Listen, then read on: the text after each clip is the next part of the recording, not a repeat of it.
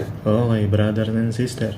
For today's video, mag-unboxing po tayo nitong binili kong goggles Speedo. Buksan na natin.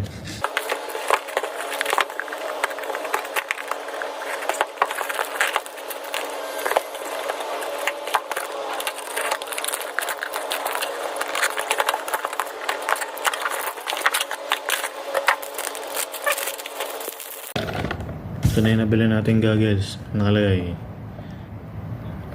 anti-fog Speedo. Tingnan natin kung walang gas-gas. Ito na, parang ang liit. Ang bata lang yata ito eh. Wala namang gas-gas. Okay naman yung goma niya. Mukhang matibay. Pero parang goma lang ng tirador to eh. Try natin kung kasya.